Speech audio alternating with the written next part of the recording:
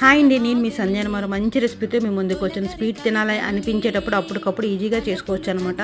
ఈ ఐటమ్స్ అన్నీ మన ఇంట్లో ఉండేవి, స్పెషల్గా ఏం తేవనవసరం లేదు. ఫస్ట్ అయితే ఒక కళాయిలోకి నూక వేసుకొని బాగా ఫ్రై చేసి పక్కన పెట్టుకోండి. అదే కళాయిలోకి వాటర్ వేసుకోండి. ఎలా అంటే గ్లాసు నూకకి 3 గ్లాసులు వాటర్ వేసుకోండి. లేదు పాలు వాటర్ కలిపి వేసుకుంటారా, మీ ఇష్టమే.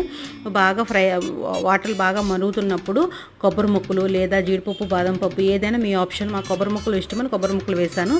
బాగా మడుగుతున్నప్పుడు గ్లాసుడు నూకకి గ్లాసుడు పంచదార, కొంచెం తగ్గించినా పర్వాలేదు, పంచదార వేసేసి మొత్తం బాగా మెల్ట్ అయిపోయిన తర్వాత 2 ఇలాచీ వేసేసి ఈ నూక అనేది మనం హల్వాకి ఎలా దార పెట్టుకుంటాం అలా దార పెట్టుకొని ఈ మందంలో అప్పాలనేది ఒత్తుకోవాలన్నమాట. ఆయిల్ బాగా ఫ్రై అయిన తర్వాత మీడియంలో పెట్టి, అంటే మీడియంకి లోకి మధ్యలో పెట్టి బాగా ఫ్రై చేసుకోవాలి. అంతేనండి, సింపుల్, చాలా ఈజీగా చేసుకోవచ్చు. మేమైతే వీటిని గోధుమ నూక కక్కరాలు అంట. మీరేమంటే కామెంట్ చేయండి. వీడియో కనుక నచ్చితే లైక్